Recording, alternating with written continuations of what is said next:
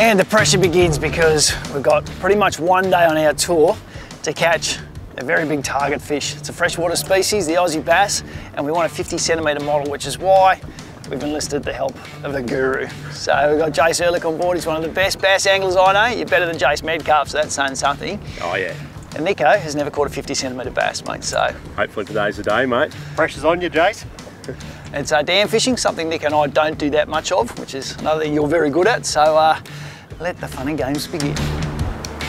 So we're going to start off this morning looking for some bigger fish in around about that 10 metres of water, mate.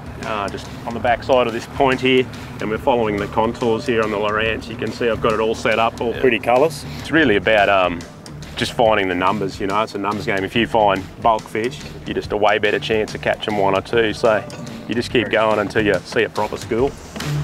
Jace has taken us to a few of his favourite spots, but as so often happens in fishing, when the pressure is on, the fish refuse to follow the script.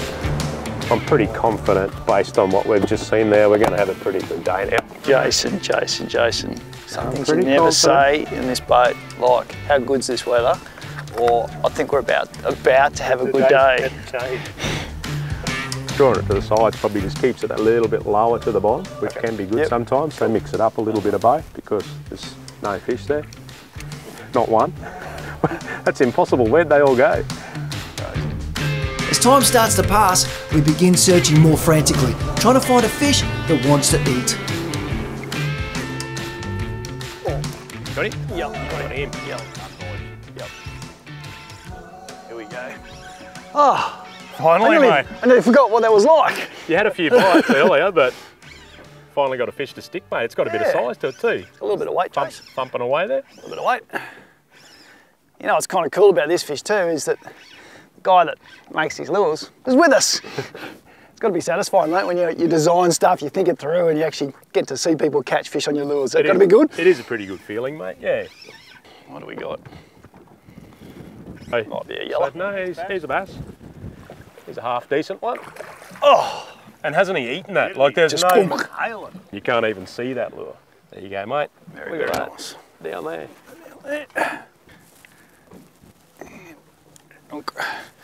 It'd be about 42 centimetres long and a bit over a kilo. And fat. I think sometimes you get those days where you catch a lot of fish, but days when it's tough and you find sneaky, subtle way to get one to bite, I think they're almost more satisfying. Nah, I like it when it's You just like it when it's just, yeah, of course you do. Yeah, like KFC, easy. There you go, mate. We've got our lines out that full cast, and we are trolling. We're trying to do anything we can to catch one of these big fellas. Just taking a few slow turns because the boat's already got a bit of momentum, and then dropping back to the bottom. So that lure's always on the bottom. You're coming off the bottom and you're keeping it a full cast away from the boat the whole time. Oh, missed that one. Oh, heard drag. Yes! On the drop. Going back. Got them before they'd sat there too long. Those ones under the boat. Could this be the one, Nicko? He's got a bit of size to him too, hasn't he? Oh. I'll put him in the net. Jeez. There we go. I'll tell you what, Jace, might go close. So how do you want to measure this thing, Nicko? To the tip of the tail or to the fork of the tail? Nige's way or Nicko's way? Okay, we'll go to the tip. Go to the tip. Yeah. Nige's way, you reckon? I'm a bit nervous. I don't think he's going to quite go, but I think he's pretty close to 50 tip. Get his mouth shut there. It's right on the edge here. he's about 49 to the tip, 47 to the fork. So I was saying, if you squeezed his tail, look at that. You've almost got we still can't make it. No. I'll tell you, if we just fold the brag mat over here. Bunch it up a bit. Bunch it up a bit. No, it's a cracking fish, just short of our target. But I've been listening to Jace, he's been throwing me a few pointers and teach me how to work the spoon, and we'll work this one just off the bottom and got the initial bite, and Jay sort of said, make sure you drop back down, and back on the drop, and we got him on the second time round. So, and 2 more centimetres to go and we'll catch a 50. He's 2 centimetres short of my target.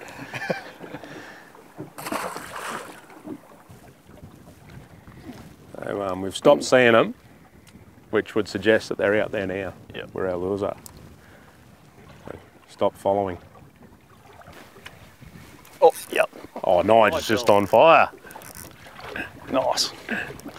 He's got a bit more going in him, Jace. Has he? He's probably not as big, but he's just more feisty. Yeah, some of them are like that. And he clunk it as well. That last one you caught, mate, and left go, he told this one how ugly you are. He's scared. He's scared to come in. Not very nice, So Jason. there's 3 ugly blokes in that boat. Not very nice at all. Smart little move too. It's, you know, obviously, Jason's pretty big at getting away from fish. It sounds weird, but when they stack up underneath the sounder, he's learned over time that the ones that won't eat. And so all he's done is drifted us away. And as soon as they left the sounder, he's gone basically, you might get one now, and I think that was my third engagement of the reel. Yeah, right. Yeah. Ooh. Hey, what's that noise? Yeah, I know. He even took drag. It is a little fella, but he still took drag. A little feisty one. Having a bit of a dig, wasn't he? Very nice. This one's well and truly healthy, ready to go back to the pack. And from here we go back and try and find that pack again and put another lure in front of him. And that one is well and truly ready to go. The numbers are racking. This is good. Oh yeah, boys. Last time we had this, I got excited. It's still going. It hasn't stopped. But no. Is you The fact that you're excited. Yeah, I'm excited because you're excited. A common mistake made by many anglers on a tough bite is losing interest or just giving up. Knowing every cast is as important as the next, Nige and I are tuned in and focused so as not to miss a bite. And with Jace's excitement starting to build with a great show of fish, we better get our A-games on. Got him on, Nige? Yeah, got him on. Bloody, must have been the good driving here, eh? We drove fast, a long way away from where those fish were. Look, it was still 50 metres away. Yep. Well, it worked. Where the bunch was. Fit fish. Bravo. Great fish, Wow. They're in great nick. What do you reckon they spend their time eating, Jace?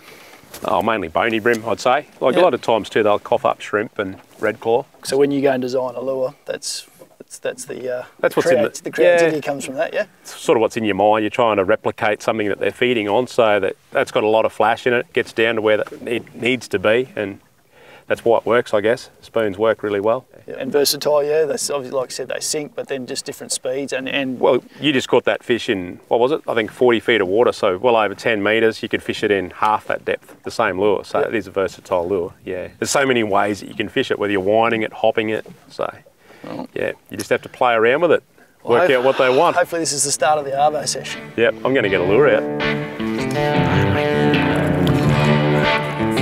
When dam fishing, you know the fish can't go anywhere. And when you find them on the sounder, it becomes a game of trying to find out how to make them eat. We're learning so much from Jason about how precise you have to be with different lures and presentations to make this happen. Oh, yes! Nice. They should be all right, these fish. Hopefully it's the one you're after. It's got a bit bigger head shakes, mate. It's got a little bit bigger head shakes. Get this out of the way. They look like good fish. See how he's arced around, mate? He's sort of a sign of a good fish. Is it? Yes. I just don't want to put pressure on your relevance because he will have pretty solid head shakes. Like that one? Yeah. So how big did you want? 50? 50, mate. Could this be? Oh, I reckon it's going to be pretty good.